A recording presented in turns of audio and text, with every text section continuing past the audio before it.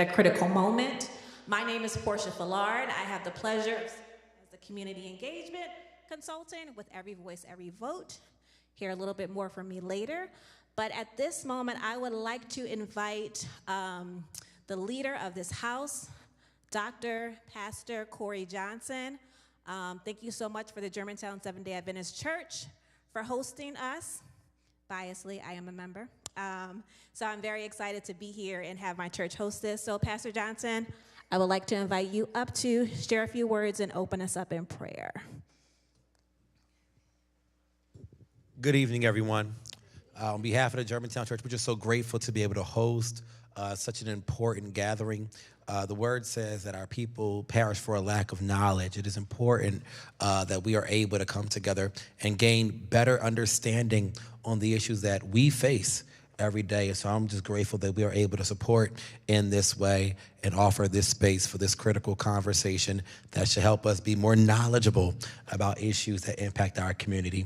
God, let's pray tonight. God, we just thank you for the ability to learn more, the ability to engage in dialogue and in conversation, and to leave with a perspective that empowers us to be knowledgeable on the issues. Bless our time together is my prayer in Christ's name. Amen. Thank you so much. And so at this time, I am going to invite my boss, Sean Mooring, to share some opening remarks. Thank you. And Portia likes to pretend like I'm her boss, but we know we all do what she tells us to do, and that's how we keep ourselves out of trouble. But thank you all for coming out tonight and being a part of this. I'm going to spend a little bit of time just framing what Every Voice, Every Vote is, and really wanted to start by acknowledging, this space, and thank you to Pastor Corey for having us out tonight. It's really important as we developed Every Voice, Every Vote. It was very intentional. Lenfest Institute for Journalism, right, is who we are. But this initiative is the first initiative where we're actually funding community organizations as well, and that is for the role of trusted messenger that they play in many communities. Even where there may be a breakdown in the relationship with the press, we know that there are key institutions throughout this city that people go to where they are seeking clearer understanding on issues or even how to vote or where to go to get the information. Again, my name is Sean Mooring. I am the head of Philadelphia programs at Lenfest Institute, and I'm very glad to be working with such a great team. Portia as our community consultant, Jared Council over here is our media connection and also program manager. And what is Every Voice, Every Vote? It is an initiative that we launched back in 23 ahead of the municipal race where we elected our 100th mayor. And there was just, a flood of, I think there were 14 candidates or something like that. And one of the things that we wanted to make sure that we did through Every Voice, Every Vote was to make sure that we stayed focused on the issues that mattered. And so we did some public opinion polling through that effort. And those responses that we got back through the public opinion poll focused on issues of public safety, education, housing, and then once we got those results and lined them up with the mayor's key priorities, they were very much in sync.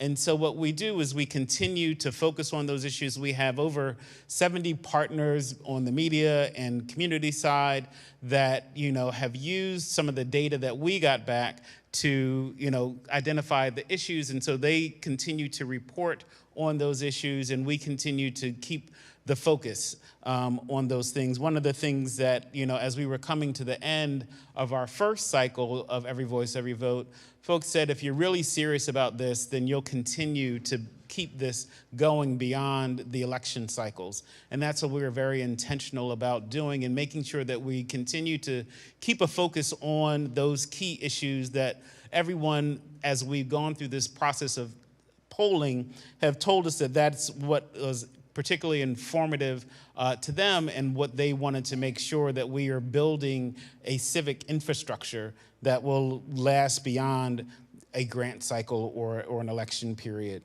And so how do we do this work? We engage media partners, community partners, but we also have what we call social media ambassadors, and those are content creators that help to amplify the message, whether that is, amplifying a report, continuing with the surveys, and engaging people about what it is that they see as solutions to some of the issues that have been raised. And we have been partnering with an evaluation firm called SSRS.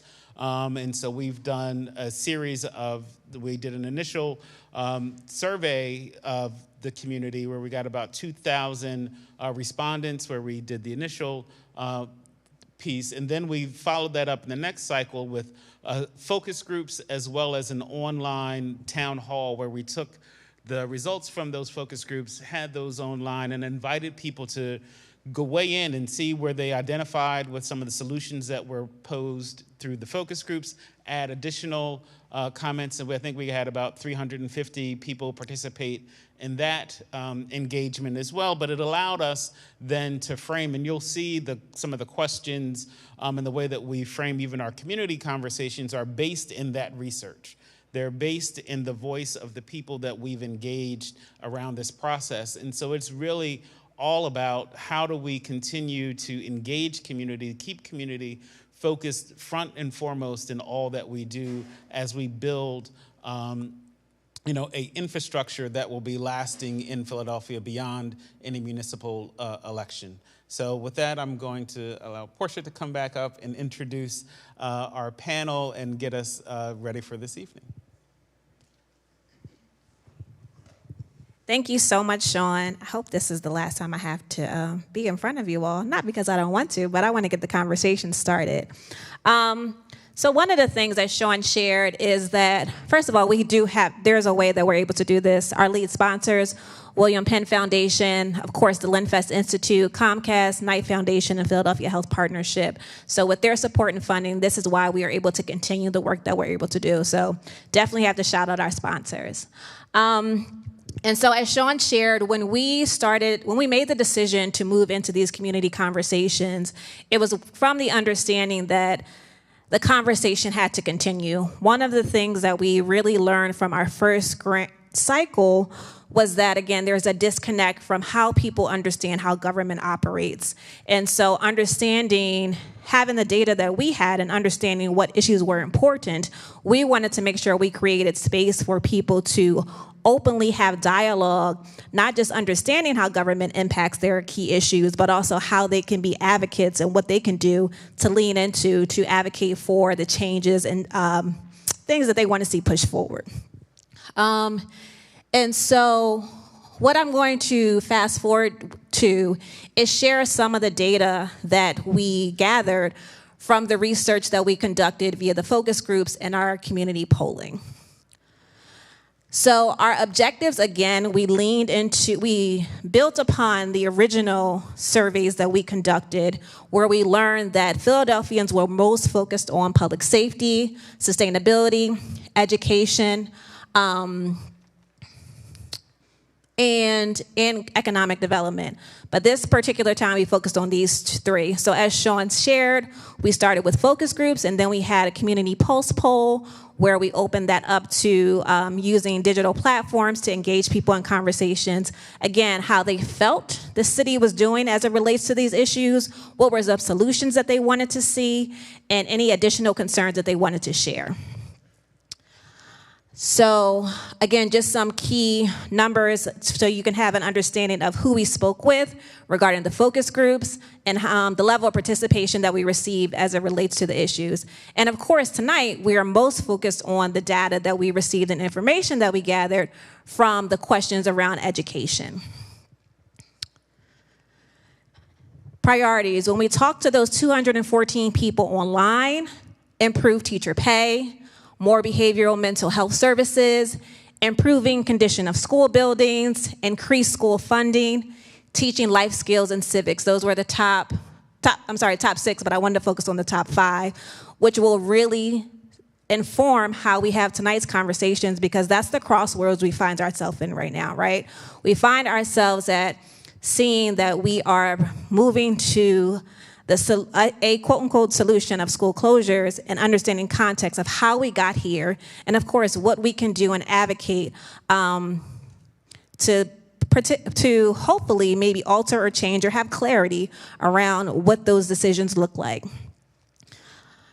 We're in the Northwest, so we wanted to highlight what Northwest spoke about when they talked about top priorities. And so just generally overall, the first priority was, the top 3 priorities when we talked to people who represented the Northwest was public safety, addressing the root causes of crime, reducing litter, and improving teacher pay. So again, this is an area that one of the top priorities was absolutely talking about investing in education, particularly as it looks at how we pay our teachers.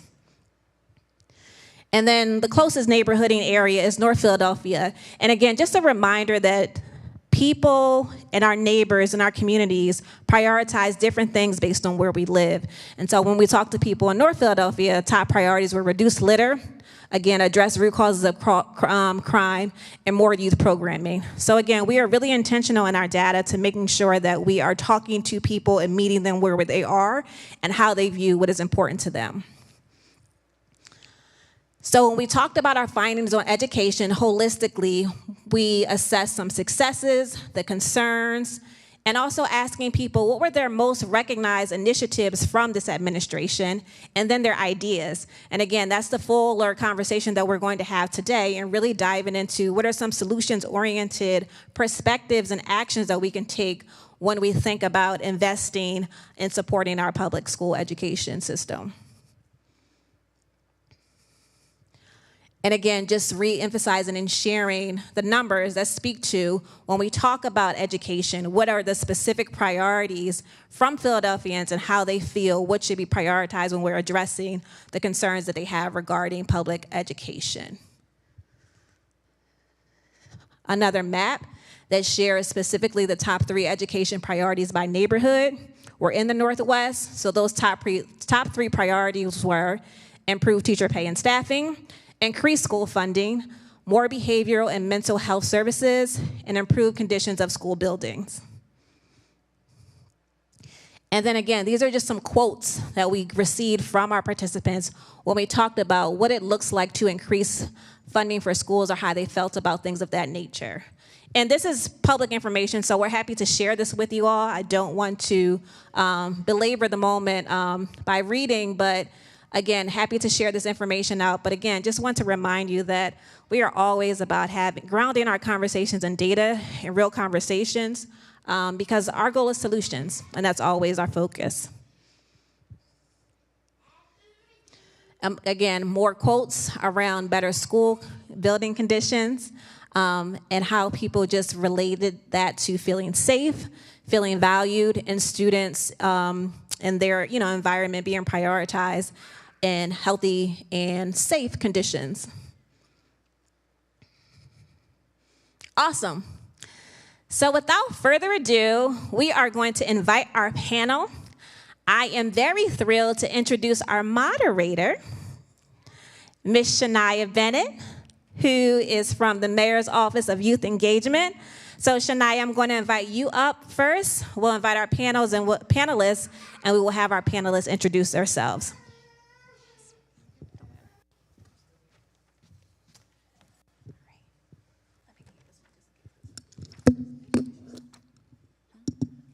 I think this one is on too.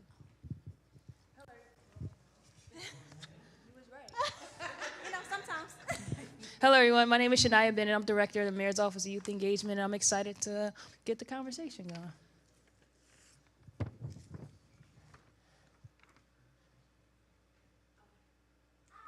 Should I call up the other panelists? Okay, please, all the panelists, I don't know how to pronounce everyone's name, so please just come. Please.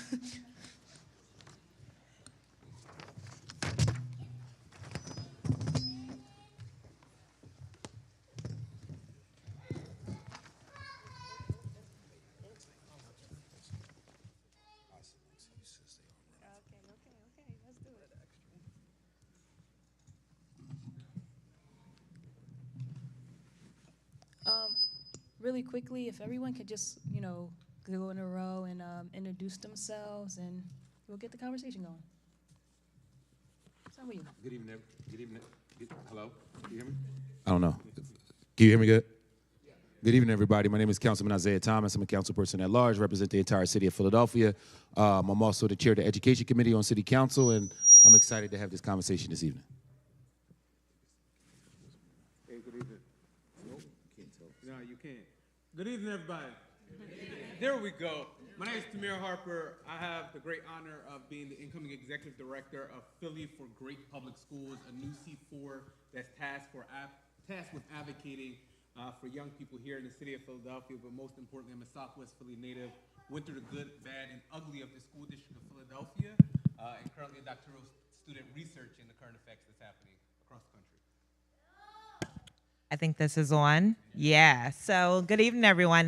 My name is Inella Ray. I'm the Director of Parent Advocacy and Engagement at Children First. In short, we work to really improve the life and the life chances of the region's children. Hello. Okay. Hi, my name's not. Oh, mine's not good either. Okay, good. Wait. Yeah. Hi, my name's Naya Marrero. I'm a former alumni of Germantown High School. I also am executive director of Coalition for Black Trans Economic Liberation. We work to get reparations and services to Black trans people in Philadelphia and the tri-state area. And I'm Carly Citron. I am the bureau chief and reporter at Chalkbeat Philadelphia. We're a hyperlocal news nonprofit that covers education and school issues in the city. And I am realizing I think I'm the only one that didn't bring notes as a reporter. Oh, here we go. All right, we're good.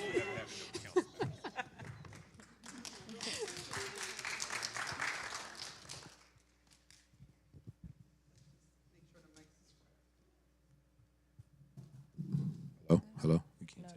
Yeah.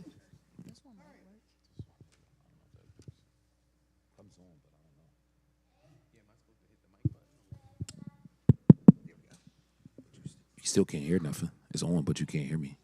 Can we turn this one on? Is that one working? Hello? Can you hear me? Hello? This one. You can hear on this Okay. one? All right, let's.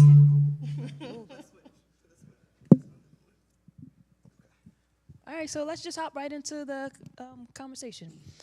So, at a crossroads, school closures, community priorities, and the future of Philadelphia's neighborhood schools, Philadelphia's public education system is navigating a period of significant transition. As enrollment patterns shift, facilities age, and financial pressures persist, the school district of Philadelphia is once again considering school closures and consolidation strategies more than a decade after the 2012-2013 closures reshaped neighborhoods across the city. At the same time, Every Voice, Every Vote polling and focus group research revealed that residents consistently identify increased funding, improve teacher pay and retention, modernize and safe school facilities, expand on mental health resources, stronger after-school program, and life skills and workforce preparation as priorities. Many of the challenges cited as drivers of consolidation, underutilized building staffing, instability, aging infrastructure, and resource constraints are the very issues residents believe should be addressed through deeper investment. Fair funding distribution and long-term planning for Philadelphia school closures are not separate from funding equity, teacher support, or facilities modernized. They are connected to them. The community conversation brings these realities into a focus to whether consolidation is a solution to the problems residents identified, a symptom of unresolved funding inequities, or a signal that structural reforms must go further. All right, so that wasn't a question. That was just a statement. All right, So yeah, I laid it out. All right, I was waiting for the question, but I didn't see it. Okay, so here's the actual question. Philadelphia's public education system is again facing conversation about school closures. From your perspective, what is the most important thing Philadelphia should understand about why we are at this crossroads right now? And this question is for Inella and Councilman Thomas and Carly. All right, I'll take it then. So I think it's really important to start from really the chronic underfunding the school district and other districts across the Commonwealth have had to weather. And so in 2023, a lawsuit, I'm competing with the baby. So a lawsuit happened, and that lawsuit confirmed that the ways in which we fund our schools are unconstitutional. And so Harrisburg had to get to work. And what that meant was that the school district of Philadelphia was $1.25 billion underfunded. And so when we think about that large number, Harrisburg was like, we can't actually close that in 1 year. So they've been working incrementally to close that gap. So the state has been working on that, and they have put a 22% down payment on that. So it's about $274 million that they put into that underfunding, which means if you're doing the math, that's about $978 million underfunding, right? So everybody with me with that. $978 million were underfunded right now. On top of that, we have close to a 350 structural deficit, separate from that other funding. Structural deficit is coming from the ARPA funds that are now pretty much have vanished. So ARPA funds was the American Rescue Plan. So we're really at a crossroads because we got school closures that were announced, right? Which is separate from the structural deficit. And then how many of you heard from the mayor yesterday about the amendment to the rideshare tax? So that stands to generate $48 million, which is fantastic, but we have to do more. And the more is gonna come from now, city council, so. Ooh. Listen, before the city council part, I was thoroughly impressed, right? I was like, wow. You know your numbers. I don't know. And I don't blame the baby. Cry. It's all good. I got children too. As far as the history, just to provide some context on those numbers that were just communicated, everyone knows that the responsibility of education it falls on the state. That's what the U.S. Constitution said, which means that the bulk of the funding should come from the state. So putting all those numbers together right now, if we were to fund the mayor's budget as is, the city, with all of the taxes, real estate taxes, all of the revenue we put up, we would be at $2 billion, right, to the district. The state would be at 2.1. So I understand what you're saying with city council. I definitely understand, I comprehend. Has a reserves right now too, right? The city has reserves, but your issue is not one-time funding.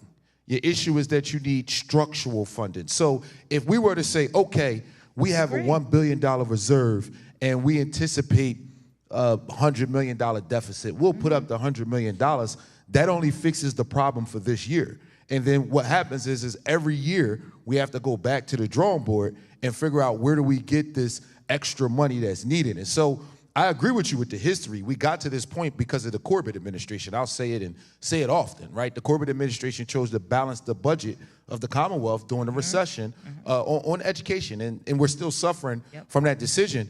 I just think it's very difficult for us to continue to ask the city to put up historic amounts of money to be able to close the funding gap that the Commonwealth is not. And so when you look at what we've done it every year. I'm not saying that I'm for or against this. City council has not increased school funding every year. Every single year we have. Every year we You have not increased it. Last year the millage increase was increased? Yes, every year. Every single year. To what amount? Every single year since I've been in city. No, the last millage increase was increased in 24.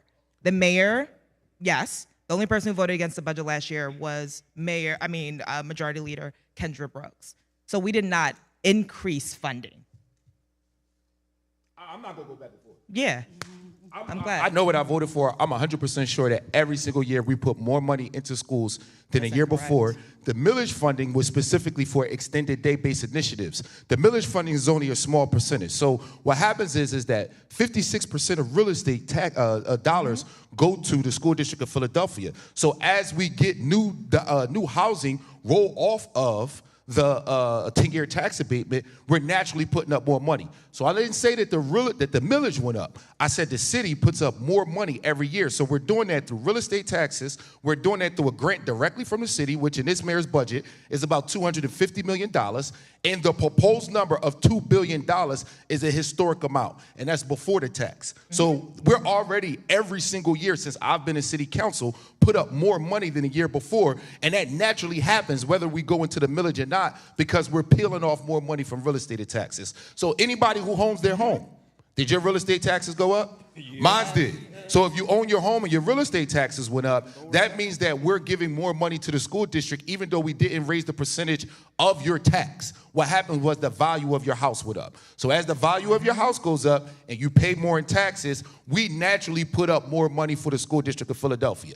Anybody get ticket on Broad Street or Roosevelt Boulevard? A percentage of PPA money goes to the school district of Philadelphia. Under Rich Lazer's leadership, the PPA, still not paying their fair share for the record, has put up more money than what the PPA has in recent history. So I want to be very clear. The city of Philadelphia is putting up more money than what we ever have in the history of the city. And we have done so every year since I've been in city council. I never said it was enough. I never said I'm for or against the tax. But that's what we have done. The problem exists because of the Commonwealth. The Commonwealth needs to step up and pay their fair share. Ask a question who's the most impacted, as you know, as a homeowner in Philadelphia and Southwest, and as the most impacted, like someone who went to school and experienced the issues with funding. How is giving a city, especially when we're talking about government and then the people, full of functioning illiterate people, a bunch of money, actually going to help the most impacted when the conversations, the comprehension, and the empathy that is needed to allocate those funds in ways that actually impact the people and not just like throwing numbers at a functionally illiterate city? Like, how does the money actually come back to the people? How is it being used? How is that beneficial? And it's sort of rhetorical, but like something to think about is like, what does that mean? I watched those city council meetings. I went to school with some of the people who are in city council, and I know they can't read. So it's like, and this is me being transparent, like, I'm a functioning person who went to Germantown High School, who I did not get the education that when I moved to New York, I noticed the most impacted in the poorest communities in New York City have better education systems than us. And I know why, and I know all those things, and you know, our mayor and that, but I just want to know, like, what is the numbers and the money actually doing on a impact level, where we can say, like, constantly, we're doing better and we're giving more money, but like, where is it going to where there are people who can't function actually in leadership, and then there are people who can't function on the ground who are the most impacted, who aren't getting their needs met because they don't have the comprehensive skills to do that. That was just like a question or a thought. Yeah, I'm sorry. Okay. Okay. Oh, I'm so sorry. Thank you. Thank you. Can you get my heard?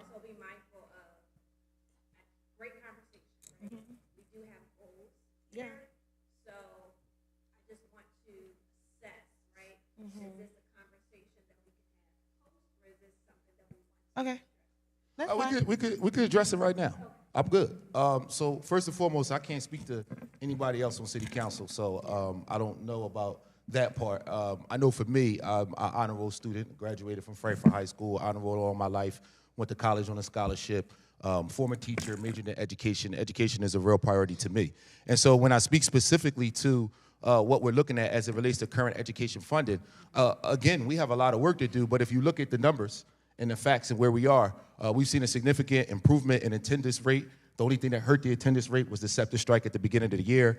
Philadelphia School District is the fastest growing school district as it relates to academic progress out of any major city in the entire country. And the conversation that we're having right now around facilities is one that we essentially have to have because of irresponsible decisions that's made before we got to this point right here. I'm very proud of the fact that we're actually having this conversation because I've been pushing and forcing this for some time because we understand that we have underutilized buildings, but more importantly, we have teachers, students, and people we care about on a consistent basis going into buildings that's filled with mold and asbestos. So the dollars that we're talking about right now as it relates to the school district of Philadelphia, this isn't to train young people on AI. This isn't to put us in a position to get new technology. This isn't to put us in a position to get the latest, greatest things that our young people need to compete. This conversation is about keeping the lights on in the future. That's what this conversation is about. It's about avoiding staff layoffs and things of that capacity. Now, the reality is that the way government works, I'm not the superintendent. So I'm not necessarily the person who's responsible for how many facilitators we have as it relates to classroom size, curriculum-based issues, and things of that capacity. But what I do is I meet with the school district on a monthly basis as the chair of the education committee, and we meet with the school district on a quarterly basis, specifically with the CFO, to assess where we are financially and what we need to do in the future. So based on my position as a legislator, most of the things I know is based on lived experiences and me just caring about education, but technically it's not our job to understand the nuances of the school district. I just care, and I make sure that I learn it because my children are there, the young people I coach are there. If you don't know me, I do a free camp every summer. I service 200 young people for free, and that's my mirror, that's my reflection. So when I look at those young people and those families, that's how I know whether or not we're doing a good job, and that's why I always say we still got more work to do because the young people I work with on a consistent basis, they're definitely struggling right now. So I hope I answered your question. If I can also just for a second, like situate us, zoom us out a little bit and situate us, because I think that the funding portion of it is a core part of how we got here and why we're here. But I also want us to recognize that this is not a Philly-only situation, right? Like there are closures happening in Denver, there are closures happening in Memphis, there are closures, happening all across the country right now. And partially that is because we are facing significant enrollment declines in our public schools, right? Like I think over the past decade, the Philadelphia public school system has lost something like 17,000 students. And so we're sort of in this position of where we have declining enrollments. Partially that's because of declining birth rates overall, but also the rise of charter schools and cyber charter schools and just school choice policies in general. So the situation we're kind of finding ourselves in is we've got a lot of big old buildings that cost a lot of money to upkeep, to keep the lights on, to keep clean, and a lot of them are half empty. Whereas some, especially in the Northeast, are bursting at the seams. So we have a school district building and facility-wise that is not shaped the same way that our city really needs if you look at where, young people are arranged throughout the city. And so I think it's a really hard, complicated, nuanced question that we're being faced with right now. And, as a reporter, I'm not here to say whether or not closures are the solution, but I do think we have to look at the fact that, we've got a problem that is not working for the people who are currently in our buildings. And so I'd be interested to hear, as throughout the rest of this conversation, both how we got here and where we're going forward. Thank you. So in the Every Voice, Every Vote polling, 72% of residents said increasing public school funding, should be a top priority, and many participants emphasized the need for fair distribution of funds and stronger state investment. How much of today's closure conversation is fundamentally about funding, and what funding solutions should be part of the conversation moving forward? And this is for Councilman Thomas and Nally and Carly again. Yeah, I think a big part of the conversation about closures is not actually about today's dollars. When we reference what happened in 2013, we were more in a crisis as it relates to where we were fiscally. We're having this conversation about the funding and where we are right now, but we're not at the same level of crisis that we were in 2013. So that gives us a couple different options. Number one, we can have a conversation about things like not closing any of our comprehensive neighborhood high schools, right? So whether you like the plan or you don't like the plan, my first compliment was when we did this in 2013, one of the lessons that we learned was closing schools like Germantown High School, closing schools like Bach High School that really had an impact on the neighborhood that we couldn't necessarily anticipate. So when we revisit the conversation this time around, the fact that those things are not even a part of the conversation, to me, that's a start. That means that we're headed in the right direction. Now, clearly, there are a lot of things that I disagree with, and I've publicly said a lot of those things. And then there were things we have more questions about. But what we're doing right now, and I'm so happy that the conversation is happening because I've been asking for it for 3 years since I've been in chair of the education committee, is we're trying to think about what the future of public education look like in the city of Philadelphia. And we're at a crossroad.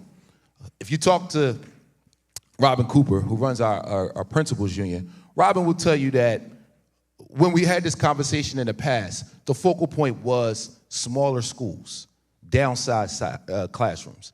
Now, over a decade later, we're trying to say big, comprehensive schools, right? So it's very confusing as it relates to where we were and what the objective was. We asked folks to do things, and they did the things that we asked them to do, and now we're telling them that the things we asked them to do are not necessarily good enough and we want to move in a different direction. That conflicting message is a big part of the problem that we're having as it relates to the facilities conversation right now, but know that the conversation is not necessarily a bad one. When we started this conversation during the Haidt administration, the number was over $6 billion. The conversation today is around $3 billion, which of course is a lot of money. But again, because we're in this unique situation, we're not pressed to make the decision tomorrow. Let's be clear, I shouldn't say we are not pressed. The school board, because I technically don't have a say. The only people who have an actual vote in this is the school board. They are the ones who can vote on whether or not schools are closed or what gets consolidated. What we do have a vote on is how much money we give to schools. So we're always stuck between this rock and a hard place because no one wants to take money away from schools, but at the same time, we can't just reward folks for voting against things that we know are in the best or that are not in the best interest of our community. So we're in a very unique position. It's partly driven by money, but it's mostly driven by, again, how decapitated our school buildings are and how we have these buildings as it relates to large schools that are severely under-enrolled. We have to figure out what the solution is. I'm not saying closing schools is the answer, but as it was stated earlier, it's a unique problem to have.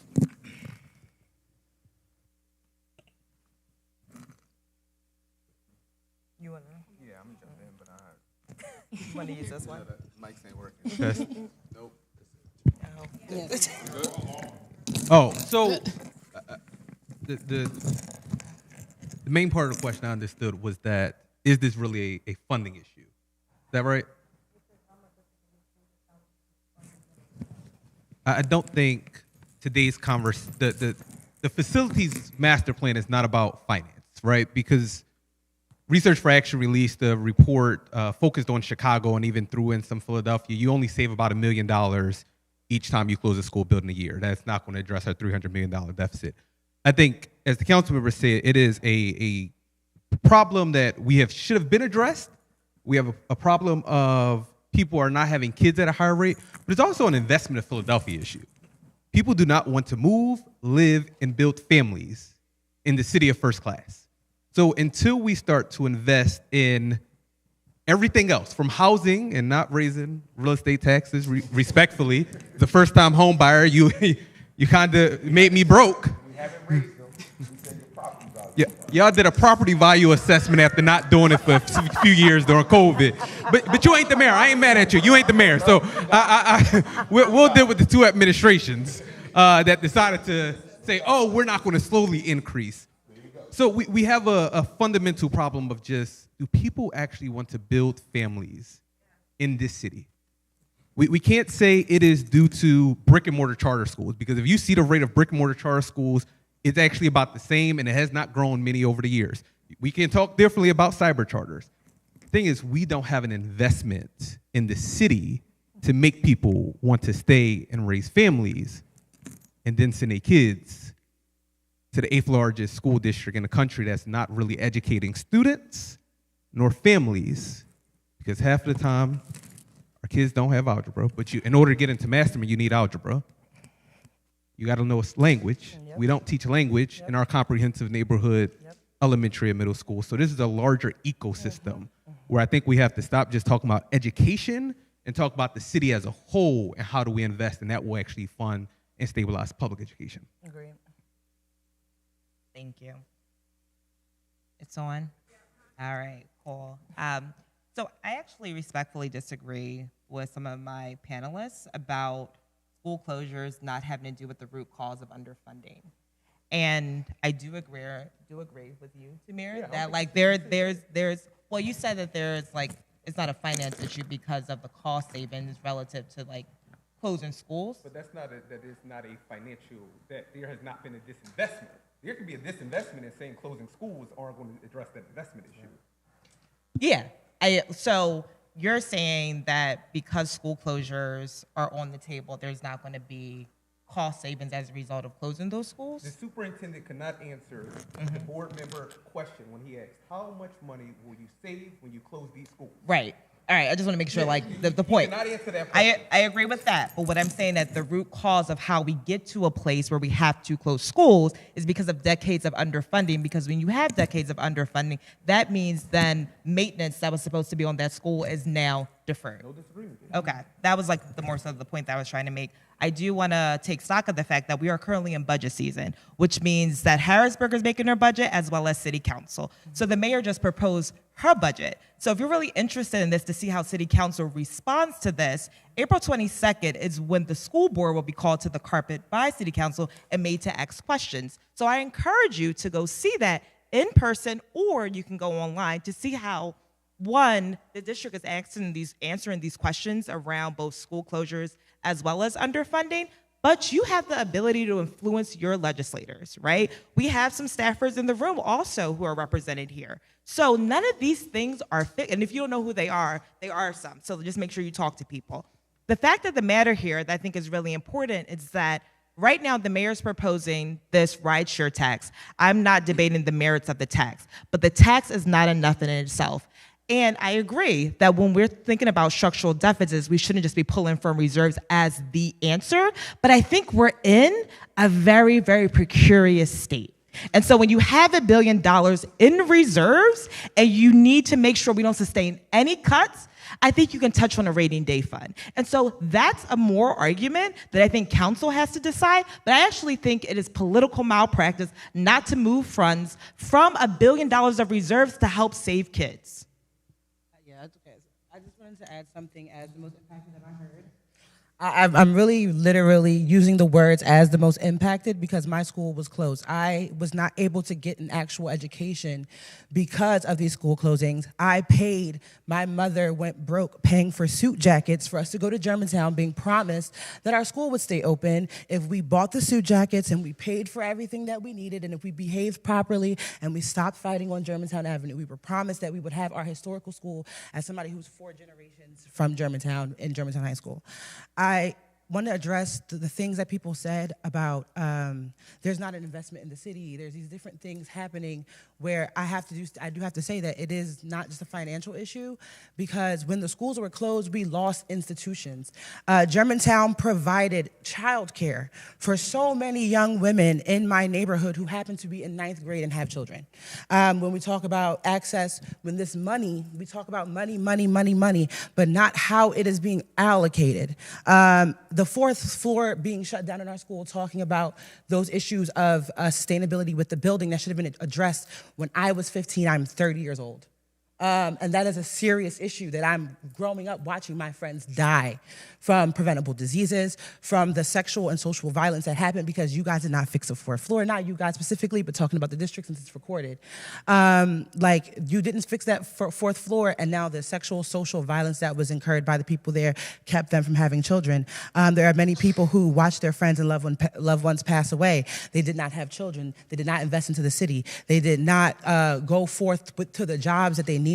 I watched students be undereducated within the school and did not come back to the city because they realized that they were, again, functionally illiterate. And then they paid $40,000 to go to college and then had to go back home or go back to an even poorer city to try to make money because now the city is full of people who have college degrees who aren't from here, who did not go to the public schools here. So I think that when we talk about this money, again, we have to talk about allocation. So when we say like, okay, you can give the school district billions of dollars, millions of dollars, but if that's going to line people's pockets, if that's going towards certain schools, if that's not going to keep in the sanctity and the empathy for the people who live in the communities and their children, because those children now are my friends' children. So I'm watching, again, those people who do not have the resources have to grow up without those resources for their children, and their children are now having children, and they won't invest. It'll never be an investment into a city that never invested in them and never proved itself to keep the promises in which it made financially. That's all. And I think that's a perfect segue into the question I'm going to ask. Philadelphia closed 23 schools in 2012 to 2013. Looking back more than a decade later, what do we now understand about the impact these closures had on students, educators, and neighborhoods? Tamir and Carly. I have to make sure I'm go. Okay. The biggest thing that I noticed because I got blessed to be somewhat radicalized and aware while this was happening. Me leaving Germantown was not because I was just some stupid kid or because I was rebellious. It was because I was in honors classes, every honors class. I went to Lingelbach Elementary, I went to Henry, and I had a great education. And then I went to Germantown, and in all of my AP classes, every single student was functionally illiterate, and I was not getting an education. I was being used as a token for my scores to try to keep it open, and I know this was for a fact. I realized that education, whether it's self-taught or taught by an institution, is life or death. I have watched people pass away from the fact that Germantown has been closed. I have watched people go insane. I have watched people be harmed. I have watched the escalation of violence when you take kids out of rivaling schools and you put them into one building randomly in the middle of the year. Despite the fact that I left school, I actually know what it means to say, you will miss not having a high school reunion. You will miss not having a prom. You will miss never seeing the people that you got socialized with ever again because of decisions of adults who, now that I'm an adult and able to make those decisions, had no care for our existence back then and to this day, to where we are currently suffering right now. One of the other things that I really, really realize is that though we talk about money and the physical infrastructures of these places, even if the physical infrastructures were horrible, I watched Germantown. I'm speaking on Germantown specifically because it's such a community school. I watched Germantown from my grandmother's generation offer trade. I watched Germantown from my mother's generation offer at least a substantial education. By the time my aunts went there, who are now 40-something, they were known for fights, violence, and somebody getting hung without any justice in the auditorium. And I'm speaking so very frankly because this is what's happening to your children. This is what they're witnessing. I witnessed the sexual, social, and weaponized, militarized violence be used against us more than any education we ever had. I know people who know police officers that we were pat down names more than they know algebra, as you said earlier, that they need to function. And these are life and death things that we are not acknowledging as a life and death situation. We're talking about buildings and money that are going to help house a bunch of yuppies, because I live on 47th in Springfield, and the high school around for me is just full of a bunch of gentrifiers who pay way too much money to rent homes in a neighborhood that needs education. And that is one of the biggest things that I don't think that we're looking at, the 15-year impact of why the city looks the way it does, because we took a bunch of kids who actively told you. We went out and protested. We went out and said something. We watched the criminalization of the teenager happen during these school closings, and all of the anger and violence that happened because of it happened. And we're gonna watch it happen again with half of the resources that we had before. And I think that's a serious issue, and it should be looked at. So, this one definitely on. So, I'm going to try to zoom in on a question of understand about the impact those closures had on students. I think we saw students have to leave their safety net, their generational school, and go to a school that they may not know about. We understand that if you go from one side of the block to the next side, if you go from 50th to 47th, you may be in a different neighborhood or in a gang territory that don't like 47th Street compared to 50th Street. We understand that, and Councilmember Kendra Brooks said at one point that she believes that the 2012-2013 school closures increased youth gun violence in this city. We understood that we did not stabilize our teacher workforce when we closed these schools. We laid off teachers, we laid off art teachers, but I think we also learned that we don't wait until we're in a financial crisis, where we had a superintendent who was faced with the numbers that he was in a financial crisis and had to urgently make decisions that face young people every day. I think we learned from that. And I will say we are doing a better job. I'm not going to say a perfect job, a better job at facilitating conversations and using a 10-year model when talking about the master's facilities plan in comparison to, at one point, it was 37 schools being considered in 2012, 2013. We ended up closing 23, 24 of them. So I think we started to learn from that experience, and we see the impact even today as people still talk about their neighborhood schools. We still drive down Germantown Avenue and see a vacant Germantown. We also understand that we have to be strategic. When we're closing schools, what's the plan with the building? We can't just close the school. What is the plan? Because all we are doing is showing a clear disinvestment in a neighborhood every time you close. So we learned a lot. Now we just have to see if it will be a better result this time around, because as Carly said, this is happening across the country. This is sadly not something we can avoid. It's just something that we can make sure we do right, or at least we in church, so really close to right. And just to underscore both of those points a little bit as well, like there are things, I've been to dozens and dozens of the school district's community engagement meetings about this, and there are things that the district has learned from that process that they've stated very clearly are undisputed, right? Like academic test scores for the kids who are displaced, whose schools were closed, went down. The test scores for the students at the schools that received those displaced students also went down. The financial savings that were projected from the 2013 closures did not materialize. And here we are again with a $300 million deficit. We did the thing the first time, we closed the schools, it didn't fix the deficit, and test scores and academic results went down. And so I think I will credit the school district with being the ones to open their presentations with that information, to say like, this obviously has very serious ramifications and trauma on communities and on the people who are impacted. It also affects our scores and our performance and our ability to learn. And so I think going forward, it at least seems like we're doing a better job of saying that part out loud. Whether or not we will grapple with that in a real way remains to be seen. But I'm heartened, at least from a transparency point of view, that we are at least acknowledging that that happened. Part is important. And earlier a question was asked, was what did we learn from 2013? And I think transparency was a big thing.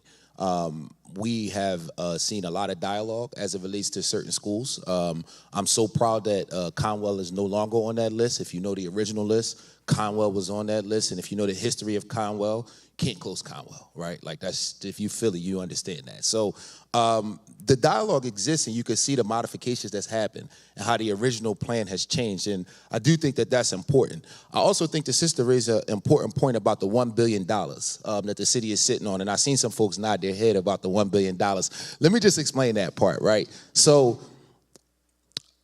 the city has a fund balance of about $1.2 billion. We also have what's called a rainy day fund. And the rainy day fund is sitting on close to about $400 million. The rainy day fund is what we use for COVID and emergencies and things like that. The $1.2 billion that we're sitting on, that's like your checking account, right? And so the concern is that with all of the uncertainty that's coming out of DC right now, and with our rainy day fund being so low, a decision by the president in the next 24 hours could bankrupt the city of Philadelphia. Now, I'm not saying that I agree with every suggestion and every recommendation that's happened as it relates to education funding, because in last year's budget, I screamed and hollered about this. I said big time, this is important. We need to address it now. And so the $1 billion is something that we could entertain, but just remember this, right? We're looking at addressing a structural deficit. This isn't a current emergency. The emergency becomes adamant if the Harrisburg doesn't pass a budget like they did last year, and we have to crack the glass. We did it with SEPTA, and we can do it with schools. That's when we'll tap into that $1.2 billion. The new tax that the mayor proposed would not go into effect until 2027. So again, this is about addressing a long-term structural deficit. So the $1 billion, you got options there. I'm not saying yes, I'm not saying no. I'm not tipping my hand. I'm going to hold my tea on what I'm going to do and what I'm going to fight for. And I understand people who are paying attention to where we are fiscally, it's only natural that you will say, well, why wouldn't you just take it from the $1.2 billion you're sitting on? Or children are important, why wouldn't you tap into the rainy day fund?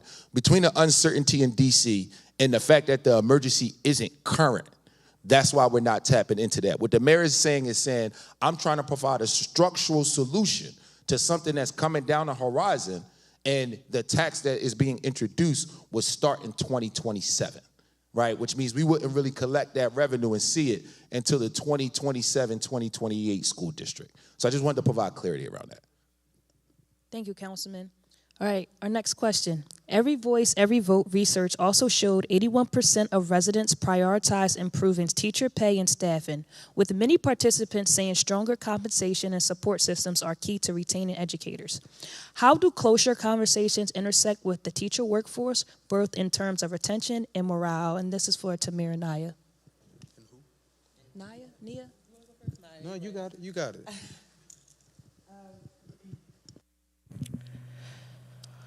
Okay, so again, as the most impacted, I'm heard. Good. And I'm going to say this because this is an important word that people should learn how to use when talking to their government officials, when talking to nonprofit organizations, explaining that you are the most impacted.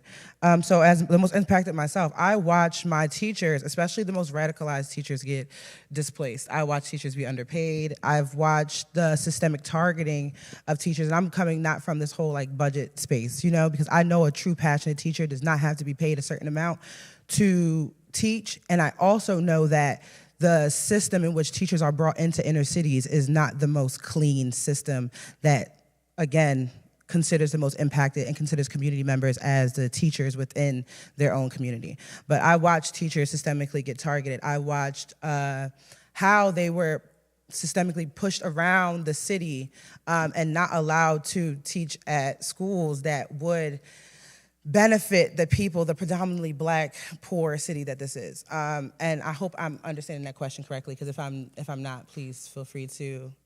Okay, cool. I was radicalized in my high school by my teachers. I was the kid who, like I was explained earlier, most of my AP courses, my classes were full of functioning illiterate people who they ground each other up at the end of the school more than they read the books. And I argued with my teachers to not do second drafts because they were trying to force me to be the tokenized version of a student that they would not participate with the rest of the students in. Those teachers were supported and lifted up, while the teachers who radicalized me, and I utilized those classrooms as my safe spaces, they weren't put into the conversation. They were actually taken out of the conversation about how they would be affected and how their students would be affected. And then they weren't able to continue in education. I don't believe that Philadelphia has the intention to educate its citizens. I don't believe that the intention of the Philadelphia government is to make sure that the Black people who built the city, the brown people, and the indigenous people who built the city, they don't have the intention of educating them. They do not have the intention of making sure they are literate, and they have the complete intention of creating a working class, a working illiterate slave class. When you see schools like Parkway Northwest, which all the Germantown kids wanted to go to if they were smart, they're like, oh, so too bad we got put in the feeder school, we couldn't get in, and we didn't get those teachers. So that's what I think. I think that the teachers are being systemically targeted. I think that education is not being pushed to the forefront with teachers. I think that teachers are being brought in from other places that don't understand what's going on here and don't understand what happened 10 years ago. And that's all. Wow. That was deep. I'm gonna root my answer kind of in data here. Philadelphia has roughly 47% of teacher vacancies in the Commonwealth, while we only make up about 10% of the teacher workforce in the Commonwealth. So we only make up 10%, but we have a 47% teacher vacancy. So I think I'm gonna push the question not to just talk about retention and morale, but also recruitment of highly qualified teachers.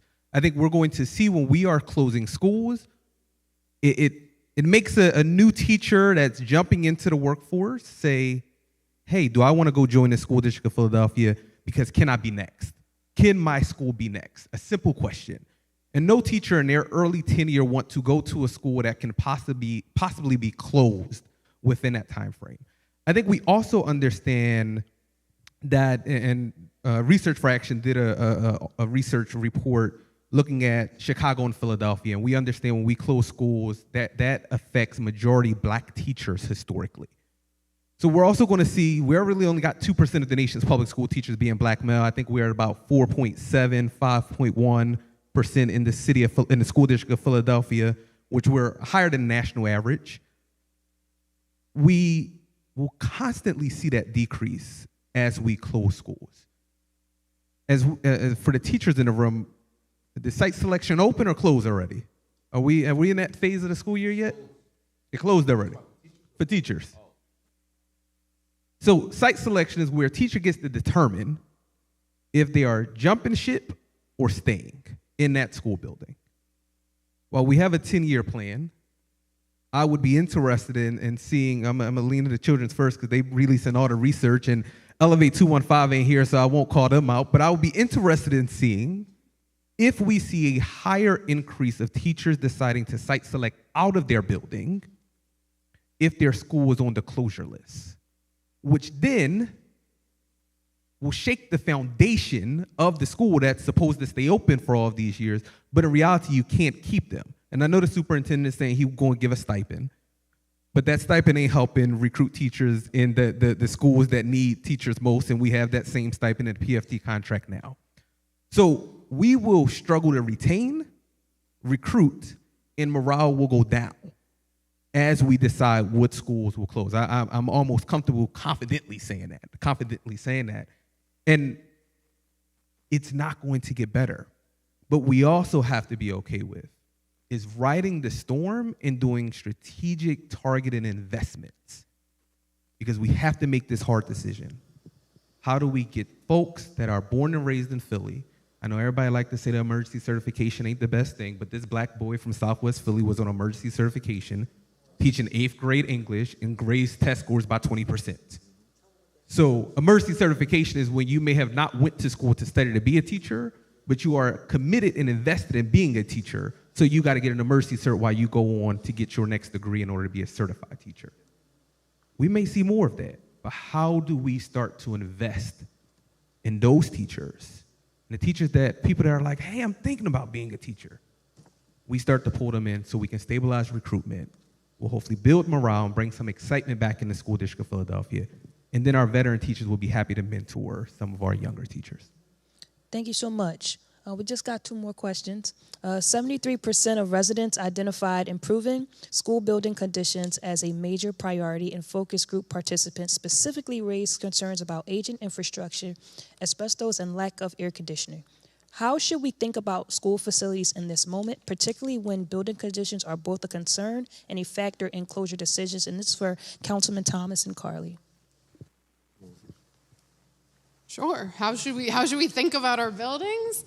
I think the one thing that also we haven't really mentioned here yet, but I think needs to be said, is the district's facilities plan is not just a closure plan. There's also a list of all sorts of modernizations and renovations, but there's a price tag on all of it, and it's a big if, right? Like it's a, 1.8, I think it's $2.8 billion plan to not only close some schools, but to, modernize the bathrooms at Palumbo, to do all sorts of necessary expansions and renovations for other schools.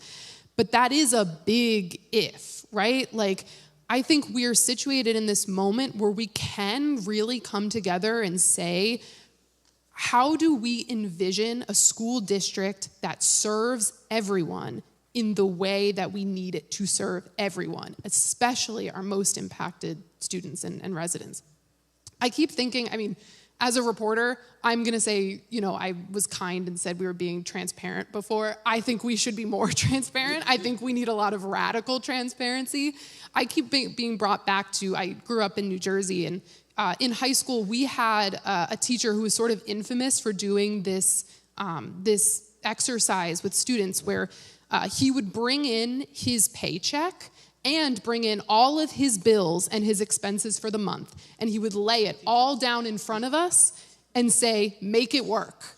You look at my paycheck, you look at my bills, you tell me, how are we gonna make this happen with the money that we have? And that kind of really honest transparency made us as kids be like, oh man, okay, so maybe if we put $10 away, we can take the trip, but then we can't eat out, but then what if our roof caves in? But if we put off the roof repair, then we're gonna get leaks, and that's gonna be more money down the line. So all of that to say, I think we need to be radically honest and transparent with each other, and that's coming from the district, from the city, from the state, from us as impacted folks as well, to say, here is our problem, here is what we have to solve it, what do we do? What do we want this system to look like? How do we want this system to function? And how do we do that with the money that we have, while at the same time pushing our folks in charge to say, whoa, whoa, whoa, we need radically more money if we really want the system to be what we want it to be. We're gonna need X amount of dollars to make that happen. So I think those things have to happen simultaneously. We have to be willing to acknowledge where we're at and what we can do with what we have, while also saying, if we had more, X, Y, and Z, our district could look like this. It could educate these kids in this way. It could expand algebra to everyone. So I'm with everyone on those points. In the spirit of radical transparency, let me tell you exactly what I'm thinking when it comes to this facilities conversation. So I think first and foremost, again, the fact that we didn't close any comprehensive neighborhood high schools was a plus, right? When we think about some of the consolidation of schools, I think there are certain things that's a non-starter. Somebody mentioned Parkway Northwest up here. I don't think it's a good idea to allow Parkway Northwest to go into Martin Luther King High School. I don't think it's a good idea to touch Parkway West. I don't think it's a good idea to consolidate Lincoln Hall with Saul. Agriculture and farming are very different. So just because they're all outside doesn't mean it necessarily goes together. And the young people at Lincoln Hall will tell you that very emphatically. And so while we look at some of the success stories that we have as it relates to our special admission schools, I don't necessarily think sacrificing their success to address issues as it relates to buildings underutilized is the formula to success. And you've heard a lot of people up here, whether it was personal narratives, data, or other different facts, talk about why that's probably not necessarily ideal. We also have to think about the middle school model. I don't really know. I don't know, y'all. I'm being all the way honest, right? Like, I'm lost when it comes to the middle school model. On the one hand, I'm a graduate of Conwell Middle School, and I think about what the middle school model meant for us growing up. And then on the other hand, I'm listening to the data and the studies that say K-8 models is the new thing. And you just get confused because it's like, again, Robin Cooper, her voice is always in my head when it comes to this stuff. She'll talk about the fact that an 8th grade kitchen is totally different than a kindergarten kitchen, right? And that 7th grade student shouldn't be walking the halls with that 1st grade student. So it's tough to really examine what they're saying around the data with the middle school model, and Tamir is better than that than I am, compared to people who are teachers, right? I'm a teacher at my core. And so for me as a teacher, as a dean, as a former administrator, I just don't know. But then we got to think about other things. The shift in population is not something that enough people are talking about as it relates to this conversation. If you notice, there's no school closures in the Northeast. Why? Because there's been a shift of population in the Northeast. We've seen an increase in enrollment in all of our Northeast schools. All of our Northeast comprehensive neighborhood high schools are actually overpopulated. While you look at other parts of the city where we've seen a shift in population the opposite way, and we see a decrease as it relates to population in those schools. So that's not being discussed enough, right? And I hear Tamir, as it relates to families, that's a big part of it, because he's right. Middle-class black folks are choosing to leave Philly. But middle-class white folks are doing the opposite. And so the sister talked about gentrification a little earlier. That drives population. And so population shifts should be considered when thinking about where you build new elementary schools. But most importantly, you can't look to displace people as well when you're thinking about closing schools. So these are some of the things I'm thinking about. Last but not least is transportation. If you don't know, the School District of Philadelphia spends more money on transportation than most large districts. Why? Because we have so many special admission schools and so many charter schools. And if you don't know, the district pays for transportation for everybody.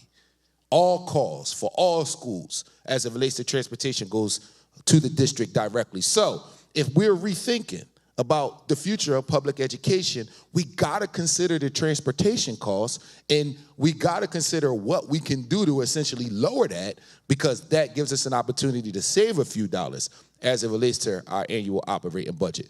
Those are a few things that go through my mind when it comes to what I advocate for when I'm meeting with the district and the school board, what we're fighting for, and what I prioritize. Now, I can only speak for me. Every legislator is different. Some folks don't really see education as their thing. I respect that, because there are certain things that's not necessarily my area of expertise. And so I understand legislators who try to stay in their lane. I also understand district council members who specifically want to focus on their district. But as a council member at large, as a former teacher, as a father whose son is in his schools, as the president of the Coaches Association for the Public League, right? I represent all schools, not just on city council, but in the space of athletics, through coaching and through sitting on the board of the PIAA. I have to close out by talking about extracurricular activities. And that's something that I also consider, because part of rethinking and reimagining where we go and what direction we go in as it relates to public education has to be what we do as it relates to sports. Philadelphia School District spends some of the least amount of dollars per pupil as it relates to extracurricular activities, sports, athletics, debate, and any other option that young people have to put them in a position to not just stay out of trouble, but hopefully get a couple dollars for higher academia. I could probably talk for another 15 minutes about this, just this alone. But in a spirit of full transparency and what was said earlier, I do recommend that people reach out to your elected officials and ask them what their priorities are, but the most important the most important body as it relates to this particular topic is the school board. The school board, which is appointed by the mayor and approved by city council, has all of the power when it comes to what direction we go in. We have a bully pulpit, but to be honest, so do you. Okay, and that's the perfect segue, actually, into our last question for everyone to respond. And you want to chime in again? I don't know. It's up to you.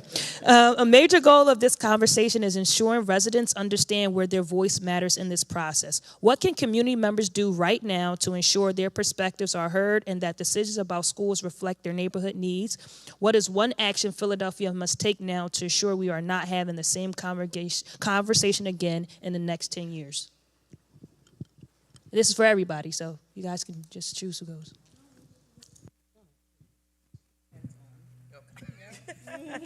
Thank you. So I think a few things. I think we talked a lot today about the problem in a lot of different ways, whether it's through data, whether they're human-centered. And so we're in this church, right? And I think the School District of Philadelphia is really asking the city to walk by faith in this school closures process. And I would argue that the layers of distrust that people have had to endure over the last few decades, and I come from this city, I grew up in West Philly, and I went to public schools. People have to see the detail. I think the district needs to be pushed on more detail.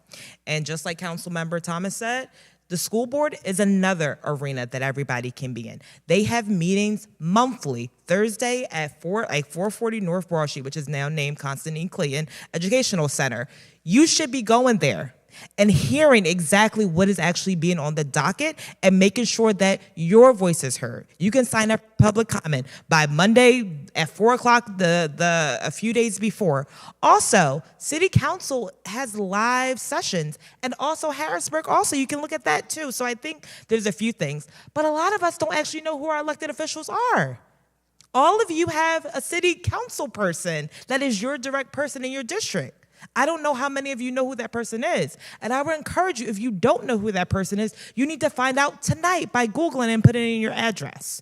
The other piece is we have a primary coming up too. We need to be voting in all the things. So I think this thing is not just a matter of showing up at one thing. It's a matter of showing up in a very localized way. And there's a lot of arenas for us to do that. And there's a lot of ways to put pressure on folks. I do want to name that if school closures do persist, we need to be making sure, like Naya said, talking about the most impacted. And when I think about the most impacted of students, I'm thinking about the families who do not have another option to go to and may not want to send their child at the proposed school. So I think that they should have priority access in the school selection process.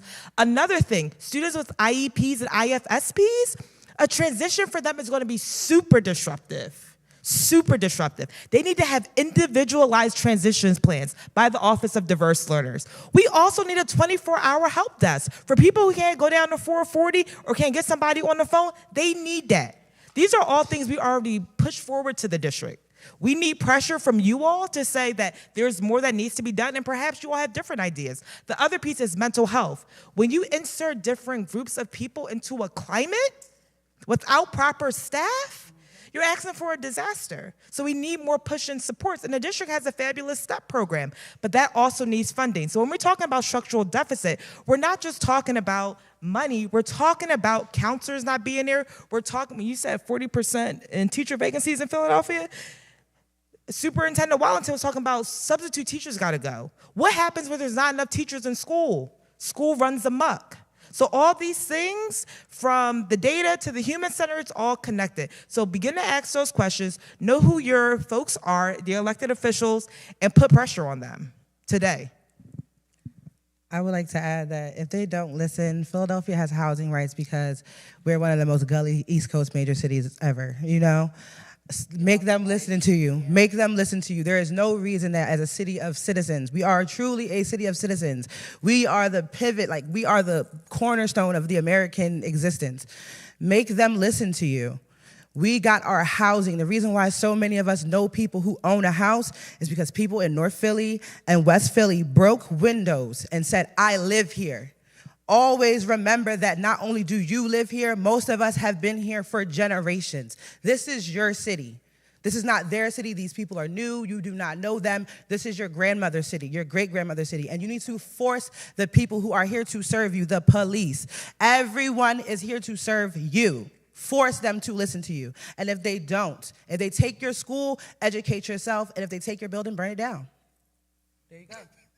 No, I'm not. Don't pass it to me. Yeah. And I said it. And I said it.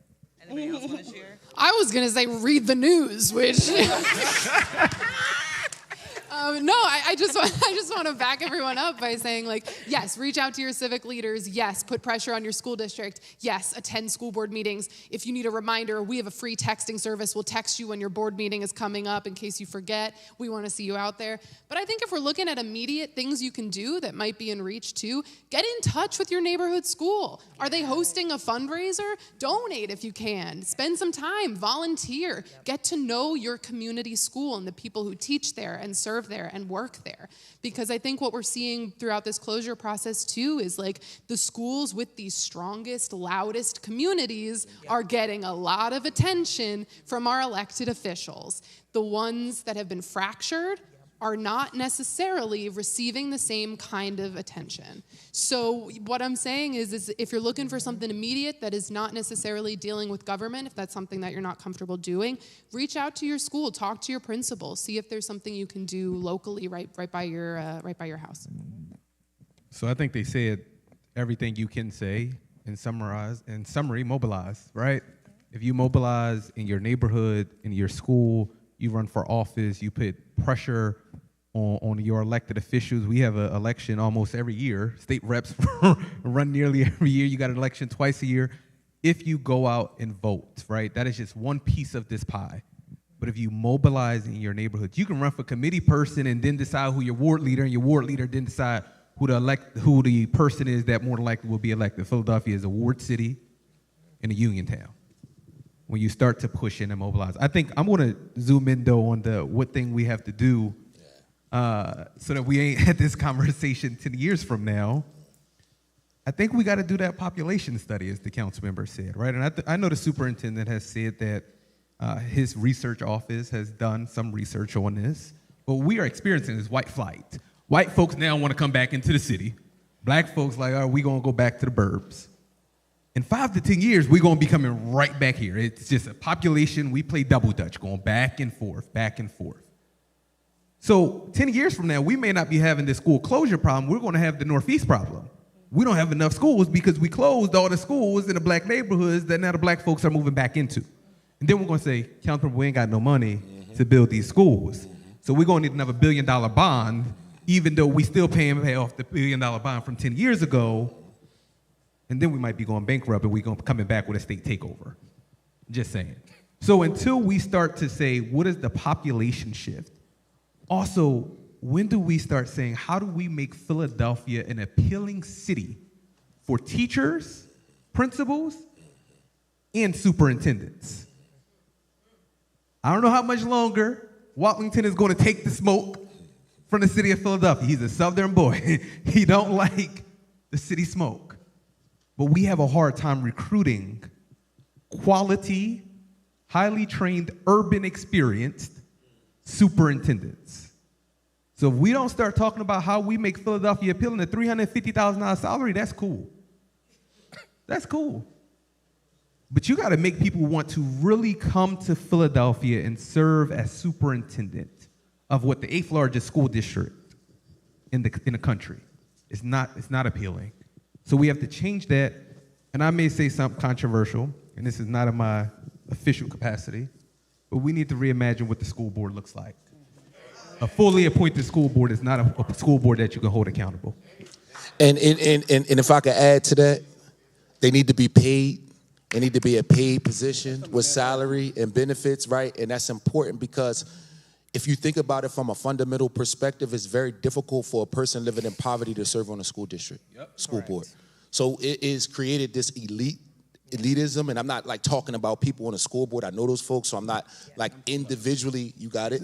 I'm not like individualizing anything, but the institution itself, right? It fundamentally has to happen because it's difficult to live in poverty and a volunteer. What, 30 hours a week or something like that? That's a very difficult ask. It is, so that's why they should be compensated. We talked a lot about Germantown tonight, and I appreciate the experience of folks who went through all those different initiatives, and I appreciate you being vulnerable for sharing your experience. I think about my friend, Rep. Andre Carroll, who also went to Germantown as well, too. And, you know, for where we are right now, you know, I was a teacher when that happened, and I think about what can we do to not get back to that moment. You know, I think that for a lot of us who's in position to advocate for this stuff, I know for me, you know, I ran for office because of this issue. When I ran for office for the first time in 2011, I was 25 years old, and you know, everybody was talking about things like drop, and my whole platform was about public education. And every race I lost before I was elected, my focal point was public education. And since becoming elected, my focal point is public education. So for me, I recognize that this is a legacy moment. The decision that we make today will be my legacy. No one's going to care about driving equality. No one's going to care about things we did for quality of life. No one's going to care what we did with prison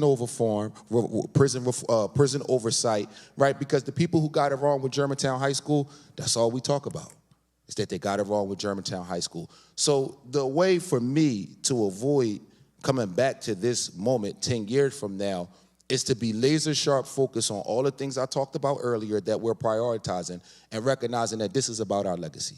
We know that. We are 100% sure that the decision that we make will impact the future of Philadelphia, and everyone will, no matter what good or bad we do, everyone will remember that we were the people in charge when we either save, well, if we save them, ain't nobody gonna remember that. That's the truth. But if we close them, we'll never forget that. And that's the reality of it. Because when you save stuff, right, we still got more work to do.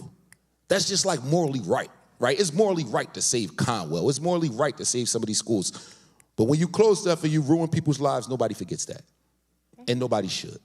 So that's my answer to how we not get back to this moment, is to focus on the fact that this is a legacy moment. Think about all those things I listed earlier and recognize that we have to get it right. We're not under the financial crisis that we were in the past, which means we have time. We don't have to rush the decision. We don't have to make a decision in March or April or even May.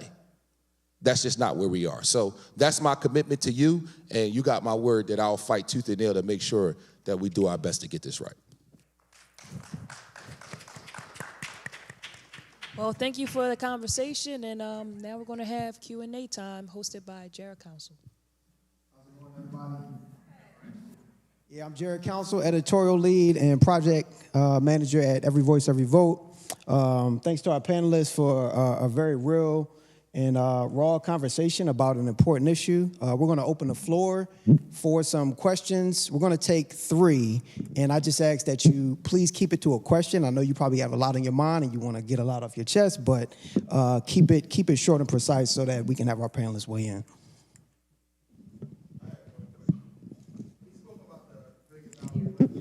Let me give you the mic.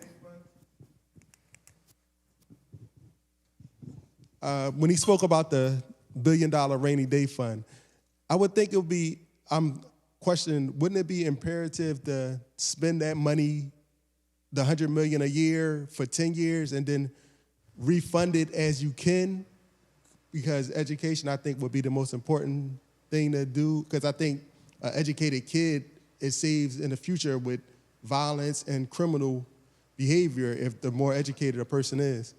So wouldn't it be more imperative to use that $100 million a year to help fund the budget than to worry about it later?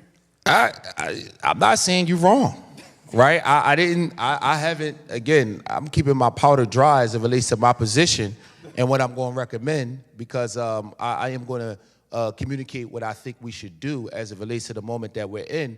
But the $1 billion that we're sitting on, right, like that's not, don't think of it as, well, we could earmark $100 million a year for 10 years, and then that will wipe the billion down. The $1 billion that we're sitting on is not the rainy day fund. That's like your checking account. We got $1 billion in a checking account. In the rainy day fund, which is like the savings account, that's about $400 million if we pass the budget as is. You don't touch the rainy day fund unless it's COVID, right? Like that's the type of things you touch the rainy day fund. You can't touch it for nothing else, right? So if you look in the past and what we've done, if we didn't have money in the rainy day fund when COVID hit, y'all, Philly would have been the worst. We would have been in a way worse situation. So we can entertain the $1 billion, and we can increase even more the amount of money that the city gives to the district. That's an option, but you're going to have to cut something. You're going to have to identify something that you're going to say, okay, well, we won't give money to, and it's not, I'm not saying like lay off trash workers or not do pothole programs or something like that. We have a lot of special initiatives in the city that are choices, right? So you could do it from a fiscal perspective. You could do it, but the money is, you're going to have to take money from somewhere else. So from a budget perspective, you can't say, okay, I'm sitting on $1 billion, $100 million go to the school district every year.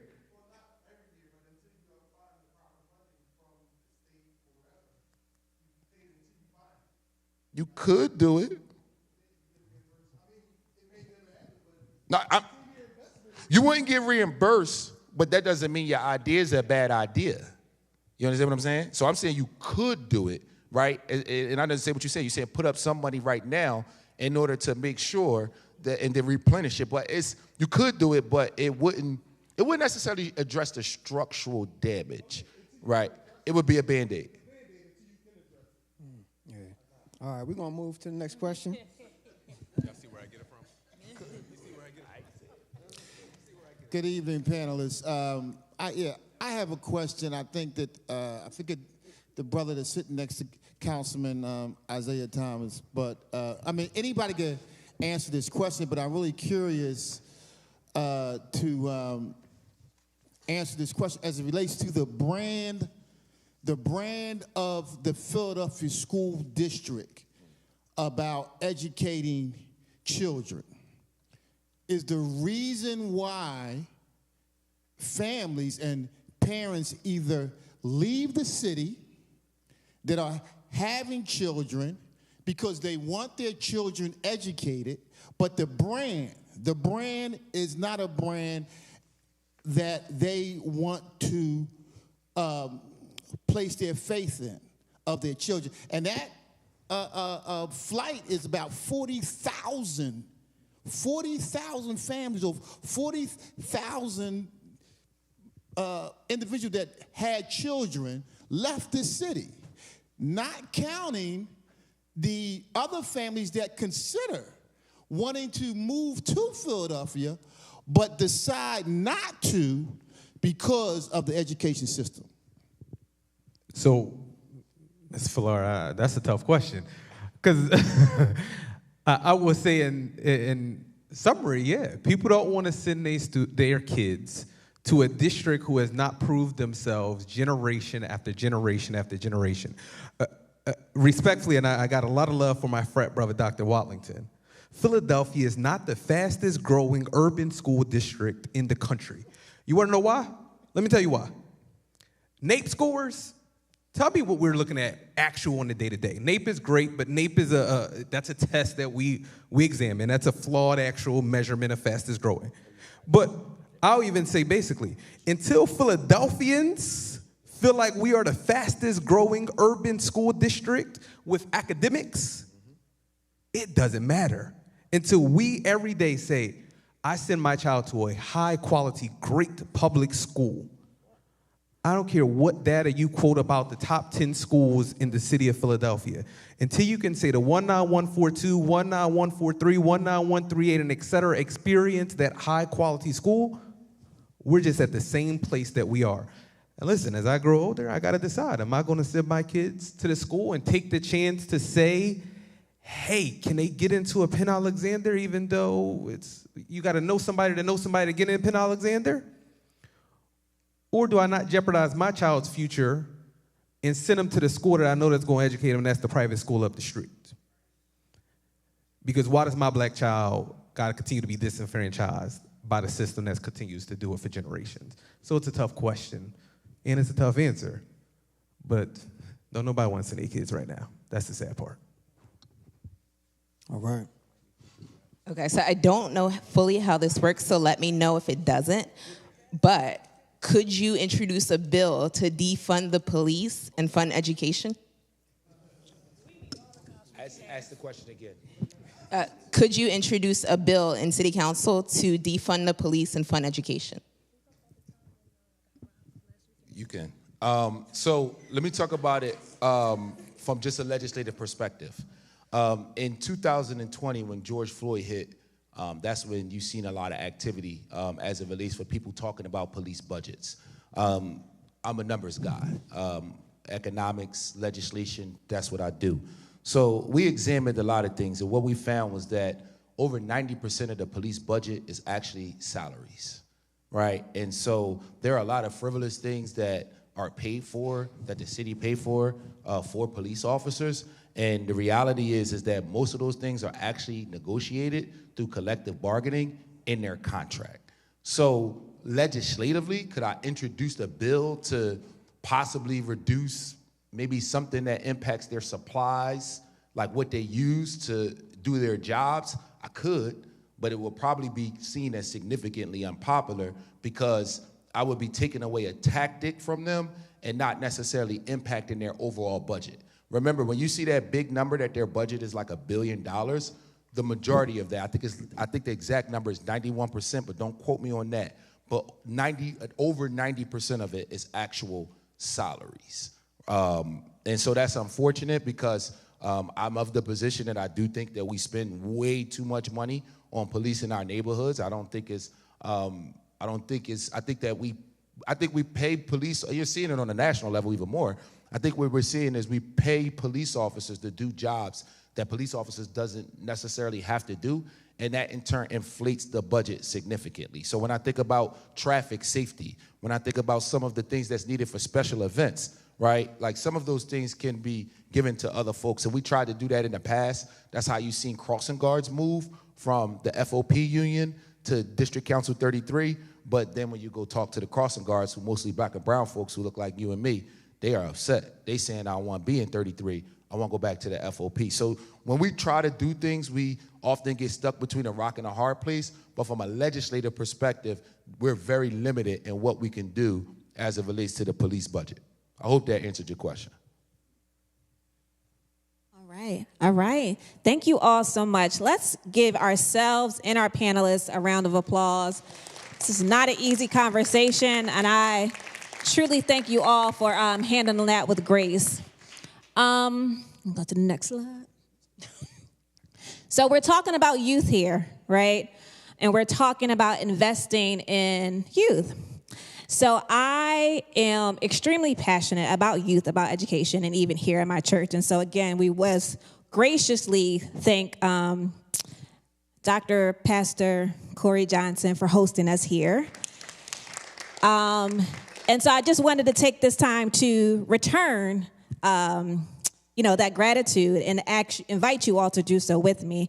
We have an awesome youth ministries here. It's called Next.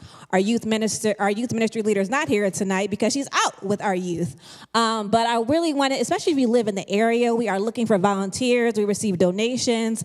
We really, really do a lot. And so if you can support the youth that are impacted in this facility that you joined us in tonight, we would greatly, greatly appreciate that. And that's from me. That's not from him, I promise. And then lastly, right, the goal of these conversations always is education and information. And so before you leave, the one ask that I would ask you all to participate in is the post-panel polling. After you've left this conversation, do you feel more informed? Do you feel more inspired to become engaged? What did you learn? What would you like to see moving forward? And so that is our last ask to you all. There are still refreshments available, Ms. Burks? Yes, so if you came a little late and you missed out on our snacks, please feel free to hang out in our multi-purpose room for a little bit and grab some things. We don't want to take it home. And stay connected to us at Every Voice, Every Vote. We're on Instagram, Facebook. It's not called Twitter no more. That's my hesitancy. That, LinkedIn. But again, we are here to make sure that you stay informed, make sure you have access to information and the resources to help you be informed in your decision when it comes to civic engagement. I want to also do a special thanks to our other partners, Tom and Angie from PA Youth Vote. Thank you so much for partnering with us on this. Of course, City of Philadelphia Council Member Isaiah Thomas, Shania Bennett, Carly from Chalkbeat. Because of PA Youth Vote, that's how we got our amazing panelists. Naya here this evening, thank you so much for your voice, your vulnerability, and your passion. And then, of course, Miss Inella Ray from Children First. And then someone near and dear to my heart, Tamir Harper. So thank you all. Again, their participation is how these conversations are able to happen. And again, thank you all for showing up. And with that, we are officially adjourning. Have a great evening.